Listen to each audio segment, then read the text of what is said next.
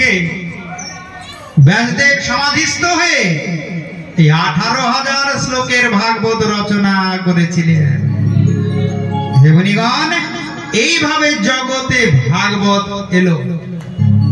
ব্যাসদেব চিন্তা করলেন, এইরকম মহামূল্যবান সম্পদ আমি কাকে দিয়ে যাব?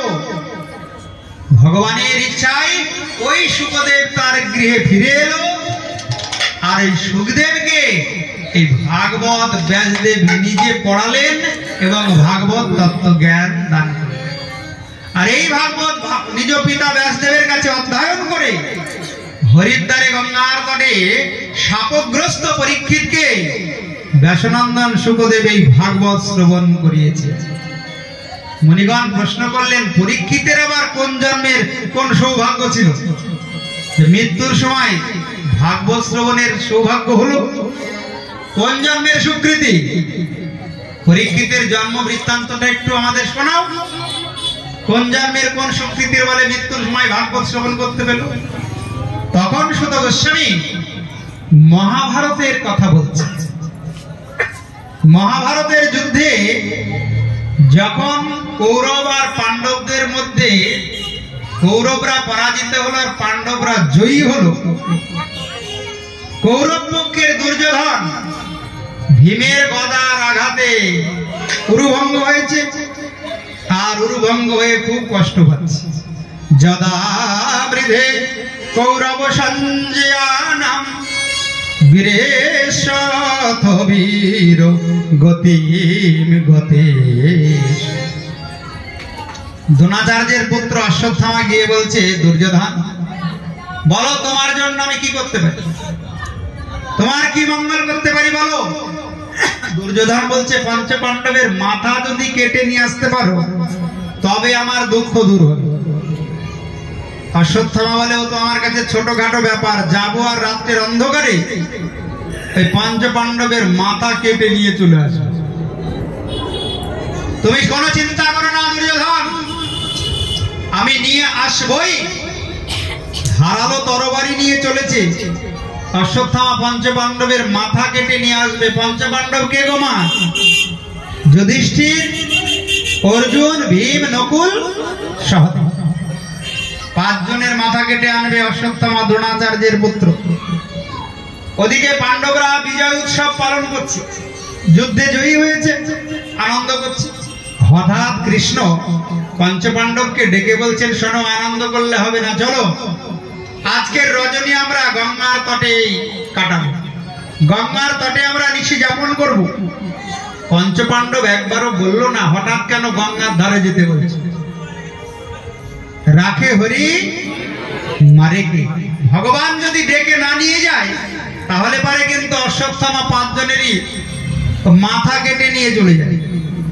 ভগবান সব জানে গো মা, ওই জন্য ভগবান যাকে রক্ষা করবে তাকে কেউ মারতে পারবে না, আর ভগবান যাকে মারবে এই জগতে কেউ তাকে রক্ষা করতে পারবে না। প্রেম সে বলো আরো জোরে, আওয়াজ কমে গেল। জয় জয় শ্রী রাধে। যত জোরে রাধে রাধে বলবে তত কৃষ্ণের বিশেষ কৃপা লাভ। কৃষ্ণ কিসে খুশি হয় জানো? সব চাইতে বেশি খুশি হয় যদি কেউ তার প্রিয়তমা রাধারানীর নামে জয়ধ্বনি দেয়। প্রেম সে বলো। তাহলে কৃষ্ণ দুহাত ভরে কৃপা করবে গো মা, আর না হলে কিন্তু ঘুম চলে আসবে। ওই জন্য মাঝে মধ্যে একটু রাধে রাধে বলতে। রাখে হরি। ভগবান শ্রীকৃষ্ণের কথায় পঞ্চপাণ্ডব চলে গেলেন গঙ্গার তটে, আর রাতের অন্ধকারে পঞ্চপাণ্ডব মনে করে ওই অশ্বত্থামা দ্রৌপদীর 5টি পুত্রের মাথা কেটে নিয়ে চলে গেল। ছোট ছোট শিশু 5 জন ঘুমিয়ে আছে। পঞ্চপাণ্ডব মনে করে ওই অশ্বত্থামা দ্রৌপদীর 5টা পুত্রের মাথায় কেটে নিয়ে চলে গেল। দুর্যোধন দূর থেকে পায়ের শব্দ শুনতে পাচ্ছে, এই বুঝি অশ্বত্থামা এলো। হুঙ্কার দিয়ে বলছে, অশ্বত্থামা তাড়াতাড়ি এসো, আমাকে ভীমের মাথাটা আগে দাও। ভীম আমাকে গদা দিয়ে আঘাত করেছে, আর ভীমের গদার আঘাতে আমার পুরো ভঙ্গ হয়েছে। কিন্তু যেই 5টি মাথা দিয়ে দিয়েছে, দেখে সব কচি কচি মাথা। একই অশ্বত্থামা, তুমি কার মস্তক কেটে এনেছো? এ তো দ্রৌপদীর পঞ্চপুত্রের মস্তক। সর্বনাশ! এ তুমি কি করলে? এ পঞ্চপুত্রের মস্তক দিয়ে আমি কি করব? তুমি এত বড় সর্বনাশ করতে পারলে? অশ্বত্থামা বলে, আমি তো বুঝতে পারিনি রাত্রির অন্ধকারে কারা ঘুমিয়ে আছে। আমি পঞ্চপাণ্ডব মনে করে দ্রৌপদীর 5টা পুত্রের মাথায় কেটে নিয়ে চলে। কি সর্বনাশ হলো! এদিকে ভোর হতে না হতে দ্রৌপদী কান্না করা শুরু করেছে। মাতা শিশু নাম নিধনাম সুতানাম নিশম্য ঘোরম পরিতপমানাম তদারুদদ্বাষ্প কলাকুলাক্ষী তম শান্তয়ন্নাহ কিরীটমালী। কিরীটমালী অর্জুন। অর্জুন এসে বলছে, দ্রৌপদী কেঁদো না। যে আততায়ী এইরকম নৃশংস হত্যা করেছে, সূর্য অস্তের পূর্বে আজকে আমি তাকে মাজায় দড়ি বেঁধে খুঁজে নিয়ে আসবো, আর ধারালো তরবারি দিয়ে তার মাথা কেটে তার মাথার উপরে চরণ রেখে তুমি চরণ ধৌত করবে, তবেই আমার নাম অর্জুন। কৃষ্ণকে বললেন, চলো সখা, রথ নিয়ে চলো। কৃষ্ণ রথ চালাচ্ছে আর রথে বসে আছে অর্জুন। চারিদিকে খুঁজছে, কোথায় সেই আততায়ী, কোথায় সেই দ্রোণাচার্যের পুত্র অশ্বত্থামা। ভগবান যদি কাউরি সারথি হয়, সে কি খুঁজে পাবে না? যেদিকে অশ্বত্থামা সেই দিকে কৃষ্ণ রথ নিয়ে চলেছে। কি গো বাবা, ভগবান যদি কাউরি দেহ রথটা চালায়, তার কোনো চিন্তা আছে? হ্যাঁ, এই দেহরথের মালিককে চালানোর। এই দেহরথটাকে ভগবানের পরপারে কে নিয়ে যাবে? ভগবান আর গুরুদেব। ওই জন্য অর্জুন বলছেন, চলো সখা, যেদিকে ওই আততায়ী আছে সেই দিকে তুমি রথ নিয়ে চলো। কৃষ্ণ তো জানে কোন দিকে আছে, ওই দিকে রথ নিয়ে গিয়ে ধরে ফেললো অশ্বত্থামাকে, মাজায় দড়ি বেঁধে এবার নিয়ে আসছে অর্জুন।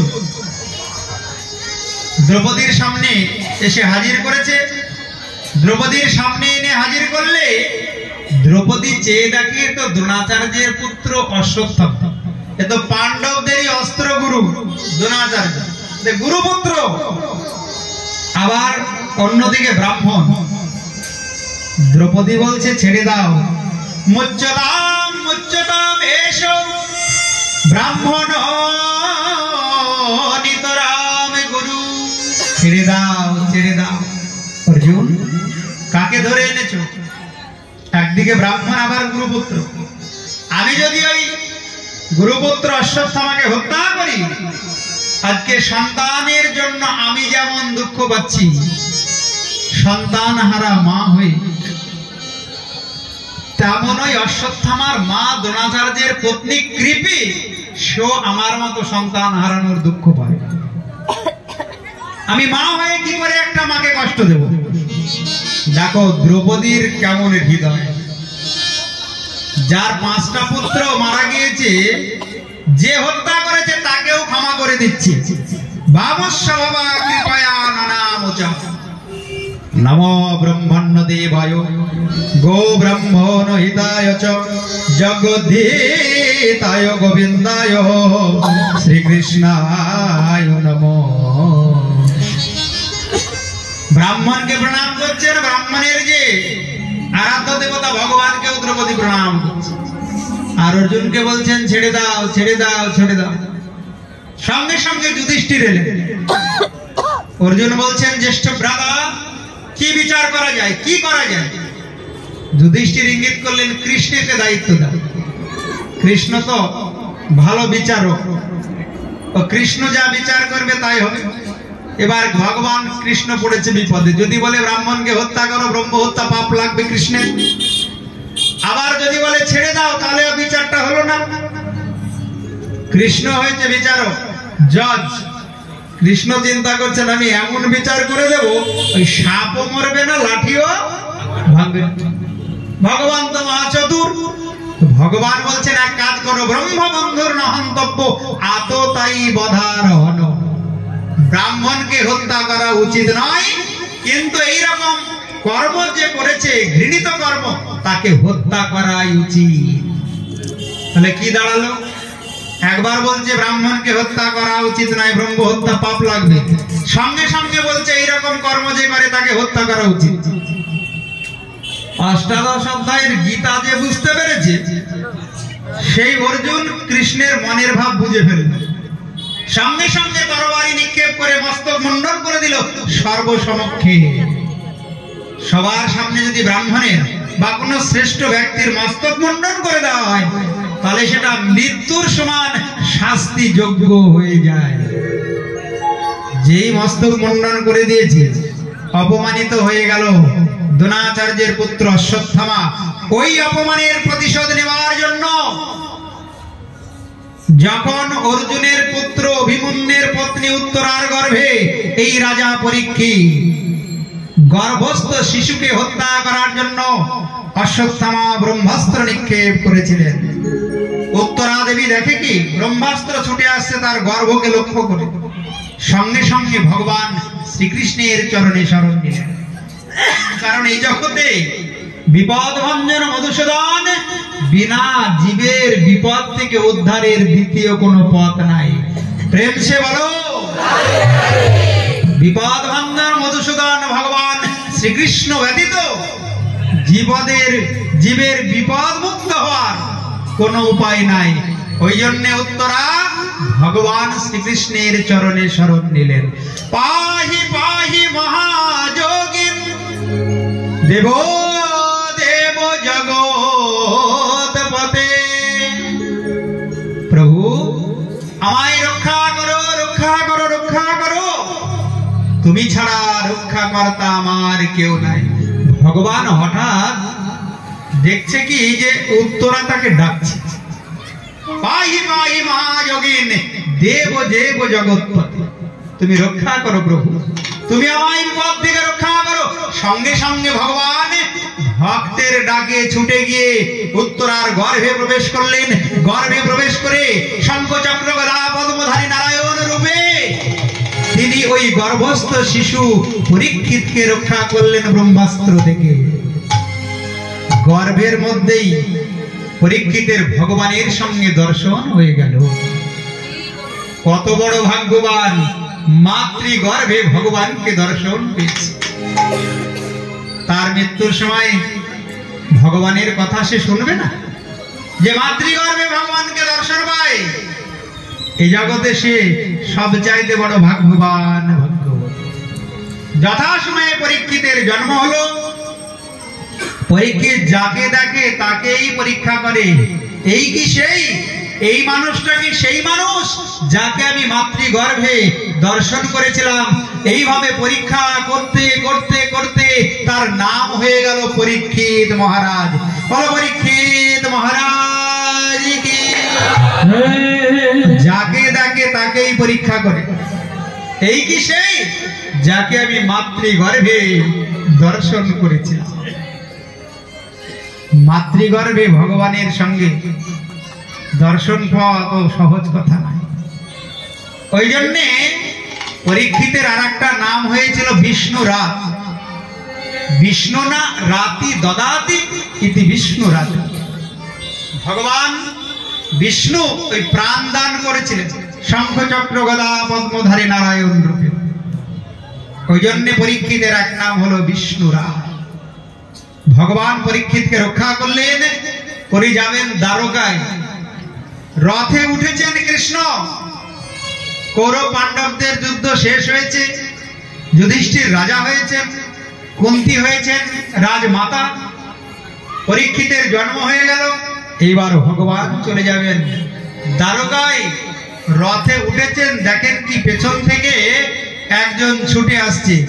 নমস্তে পুরুষম তাদ্দম ঈশ্বরম প্রকৃতে পরম। যেও না, যেও না, যেও না, কৃষ্ণ তুমি আমাদের ছেড়ে যেও না। ভগবান পেছনে তাকিয়ে দেখে কি কুন্তী মাতা পাণ্ডব জননী কুন্তী আজকে ছুটতে ছুটতে আসছে আর বলছে কৃষ্ণ তুমি আমাদের ছেড়ে যেও না। যেদিন আমাদের দুঃখ বিপদ ছিল সেদিন তুমি আমাদের পাশে ছিলে। তুমি যে বিপদ ভঞ্জন মধুসূদন ভক্তের জীবনে দুঃখ বিপদের সময় তুমি ভক্তের পাশে থাকো, আর যখন বিপদ মুক্ত হয়ে যায় ভক্ত তখন তুমি ভক্তকে ছেড়ে চলে যাও। আমি সেই সুখ চাই না কৃষ্ণ, আমি রাজমাতা হতে চাই না। তুমি আমাকে আবার সেই দুঃখ ফিরিয়ে দাও যে দুঃখে তোমাকে পাওয়া যায়। ভক্তের নয়নের জল যে তোমার বড় প্রিয়, ভক্ত দুঃখ বিপদে কাতর হয়ে যত ক্রন্দন করবে তত যে তোমার আনন্দ। তুমি যে নয়নের জল বড় ভালোবাসো কৃষ্ণ, তুমি আমাদের ছেড়ে যেও না। ভগবান বলছেন আমায় তো যেতে হবে কুন্তী, কিন্তু বলো পাণ্ডব জননী তুমি কি চাও? আমি যাওয়ার সময় তোমায় একটু আশীর্বাদ দিয়ে যেতে চাই। আজ তুমি যা চাইবে আমি তাই দেব। পাণ্ডব জননী হয়ে বনে বনে ভ্রমণ করেছ, কত দুঃখ জ্বালা কষ্ট ঝড় বৃষ্টি বজ্রপাত কত কিছু তোমায় সহ্য করতে হয়েছে। বলো কুন্তী, বলো পিসিমা তুমি যা চাইবে আজ আমি তাই দেব। তুমি কি চাও? পাণ্ডব জননী কুন্তী বললেন কৃষ্ণ আমি যা চাইবো তুমি তাই দেবে। তুমি দেবে কি বলো? ভগবান আবার বলছেন পিসিমা তুমি আজকে যা চাইবে আমি তাই দেব। বলো তুমি কি চাও? পাণ্ডব জননী কুন্তী ভগবানের কাছে চাইলেন যা জগতে কেউ চায় না সেই বস্তু চাইলেন। বললেন হে কৃষ্ণ বিপদাহ শান্তনঃ শাশ্বত তত্র তত্র জগৎ গুরু। জগতে যত দুঃখ আর বিপদ আছে তুমি আমায় দাও।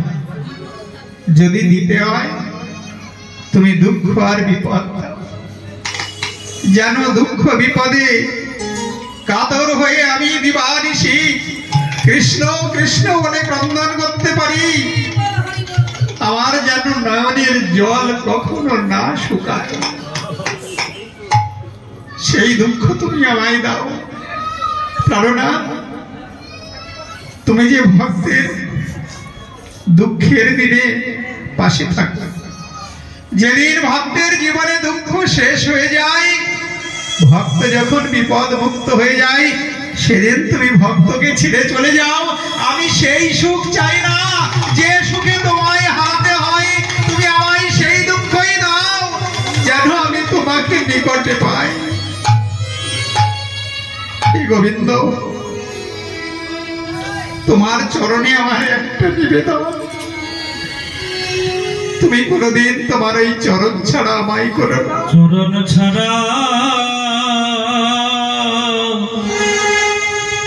আমায় করো হরিব করো না গো। আমায় ছাড়া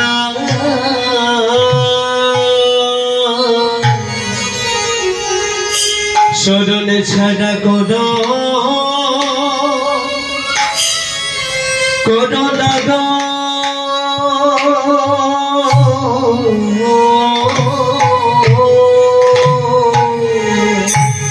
আমি ওই চরণে ওই চরণে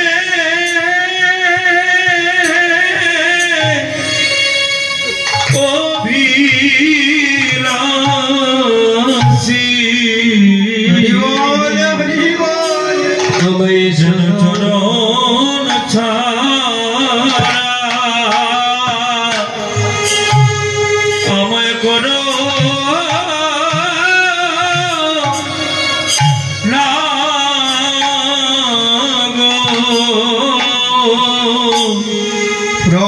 তুমি বিনা তুমি বিনা আমার আর কে হোনা জন চরণ ছাড়া আমায় করো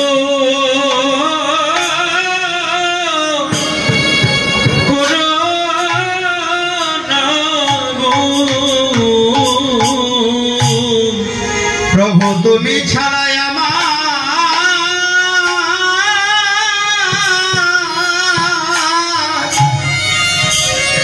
আপনার কে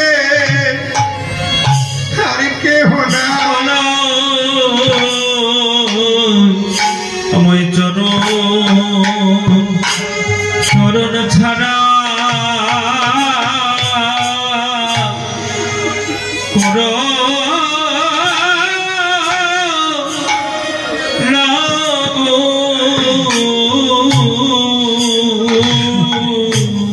হয়ে যান মেনায়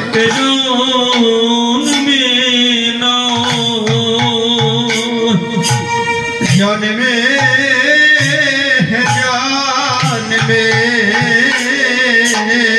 প্রভু গো তুমি চরণ ছাড়া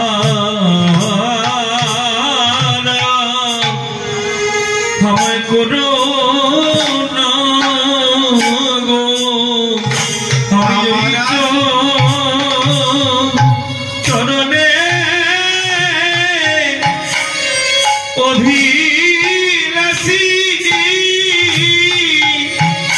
যেন চরণ ছাড়া করো না আমায় চরণের এক পাশে দেখো যেন চরণ ছাড়া করো না গো। আমি ওই চরণে স্মরণ নিলাম যেন চরণ ছাড়া করো না যেন জনমে জনমে খাই দিও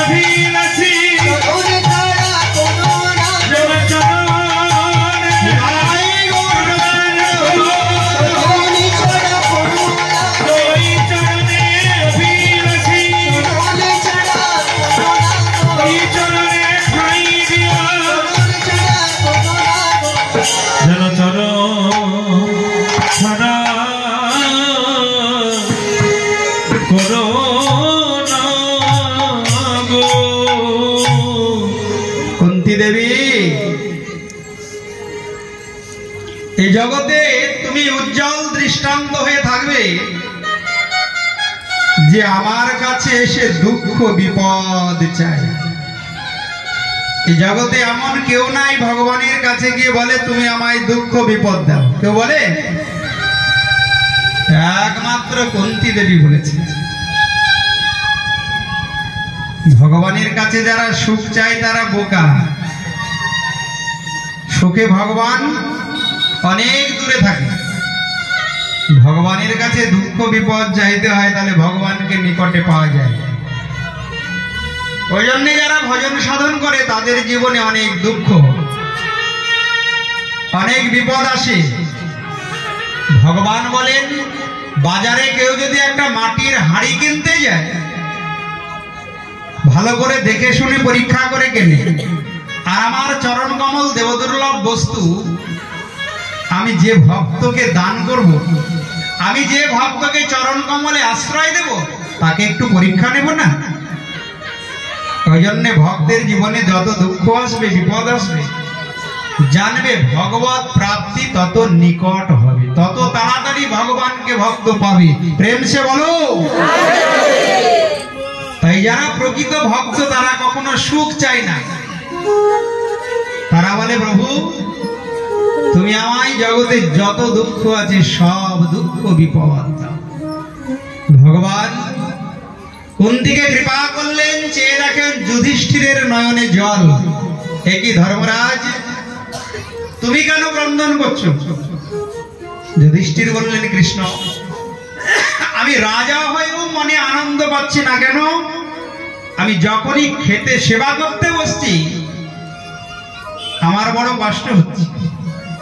এই কুরুক্ষেত্রের যুদ্ধে কত প্রিয়জন আমার বিয়োগ হয়েছে, আমার মনে হচ্ছে তাদেরই রক্ত মাখা অন্ন আমি সেবা করছি।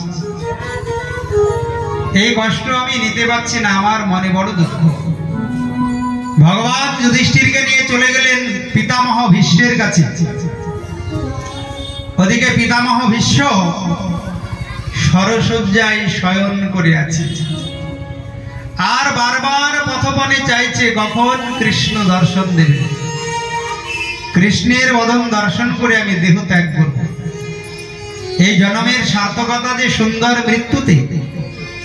সুন্দর মৃত্যু তাকেই বলে যে মৃত্যুর সময় ভগবানের দর্শন হয়, যে মৃত্যুর সময় ভগবানের নাম মুখে উচ্চারিত হয়, যে মৃত্যুর সময় মন ভগবানের চিন্তা করে, তাকে যে সুন্দর মৃত্যু বলা হয়। পিতামহ ভীষ্ম সরসজ্জায় শয়ন করে পথপানে চাইছেন কখন আসবে। সদেব দেব ভগবান প্রতীক্ষতাম কলে পরম যাবদিদম হীনম্যহম প্রসন্ন হাসারুণলোচনোল্লাস মুখাম্বুজোধান পথোচদুর্ভুজ। প্রসন্ন হাসারুণলোচনোল্লাস, সে হাসি মাখা বদন দর্শন করে আমি দেহত্যাগ। ওই জন্যে সরসজ্জায় অতি কষ্টে শয়ন করে আছে, আর মুখে ভগবানের নাম গুলো কীর্তন করছে। দ্রৌপদী গিয়ে বলছে, কি পিতামহ আজ তুমি এত সুন্দর সুন্দর কথা বলছো কি করে? সেদিন তো বললে না, যেদিন সবার সামনে দুঃশাসন আমার বস্ত্র আকর্ষণ করছিল, সেদিন তোমার এত সুন্দর জ্ঞানের কথা কোথায় ছিল? সেদিন তো তুমি ভালো কথা বলনি, চুপ করেছিল কেন বলো? সরসজ্জায় শয়ন করে আছে ভীষ্ম পিতামহ। দ্রৌপদীকে বলছেন, দ্রৌপদী আমি যে সেদিন পাপের অন্ন গ্রহণ করেছিলাম, ওই দুর্যোধন হলো পাপের মূরত, আমি তার পক্ষ নিয়েছিলাম, আর ওই দুর্যোধনের অন্নে আমি লালিত পালিত। ওই জন্য সেদিন আমার মুখ থেকে ভালো কথা বেরায়নি। কিন্তু এই সরসজ্জায় শয়ন করে স্বরের বাণীর আঘাতে স্বরবিদ্ধ হয়ে আমার দেহ থেকে আস্তে আস্তে ওই দূষিত রক্তগুলো বেরিয়ে গিয়েছে। ওই জন্য এখন আমার হৃদয় স্বচ্ছ নির্মল পবিত্র। ওই জন্যে এই মুখে আমার সুন্দর ভগবানের কথা, ভগবানের নাম, আর মনে ভগবানের চিন্তার উদয় হয়েছে। আর আমার মনে একটাই বাসনা, আমি ভগবানকে দর্শন করে দেহ ত্যাগ করব। ওই জন্য এই জগতে পাপের অন্ন কখনো গ্রহণ করলে ভগবানের ভজন হবে না। জীবন যাপন করতে হলে সৎ পথে জীবন যাপন করতে হবে। আর ওদিকে বারবার পথপানে চাইছে পিতামহ ভীষ্ম, বারবার ভগবানকে মনে মনে বলছে, প্রভু তুমি একবার এসো, আমার যে জীবন বেলার অবসান হয়ে গেল, আমি যে আর বেশি সময় থাকতে পারবো না, আমার শরীরে অসহ্য যন্ত্রণা, জানি তুমি অনেক ব্যস্ত, তোমাকে জগতের অনেক চিন্তা করতে হয়, কিন্তু প্রভু তুমি একবার কৃপা করে আমার নয়ন পানে এসো, আমি একবার দর্শন করে আমি জগৎ থেকে বিদায় নেব। তুমি অবসর যদি পাও, তুমি অবসর এসো প্রভু, একবার এসো। অবসর যদি ক্ষণিকের তরে আমার দুয়ারে, ক্ষণিকের তরে আমার দুয়ারে, ক্ষণিক এসে দাঁড়াও, তুমি অবসর যদি পাও, তুমি অবসর যদি পাও, প্রভু একবার এসো। নয়নে আমার শ্রাবণের ঝরা ঝরে, দাও গো মুছারে করুণ কমল করে, নয়নে আমার শ্রাবণের ঝরা ঝরে,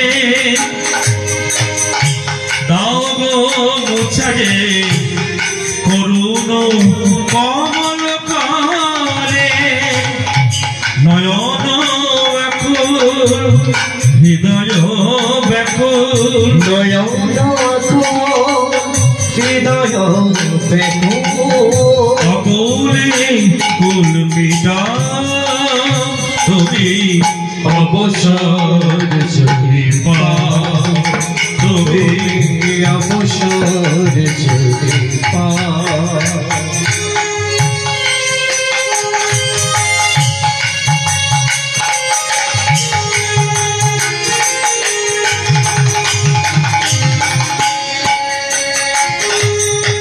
কামনার শিখা সদাই জ্বলিছে অশান্ত অন্তরে, নীরব নিভৃত বেদনা কাঁদিয়া কাঁদিয়া মরে, কামনার শিখা সদাই জ্বলিছে অশান্ত অন্তরে, নীরব নিভৃত বেদনা কাঁদিয়া কাঁদিয়া মরে, সব ব্যথা মন শতধর দলে, সব ব্যথা মন শতদলে ধরে, চরণে রহিতে দাও, তুমি অবসর যদি পাও, তুমি অবসর যদি পাও, ক্ষণিকের তরে আমার দুয়ারে, ক্ষণিকের তরে আমার দুয়ারে, ক্ষণিক এসে দাঁড়াও, তুমি অবসর যদি পাও, তুমি অবসর যদি পাও, তুমি অবসর যদি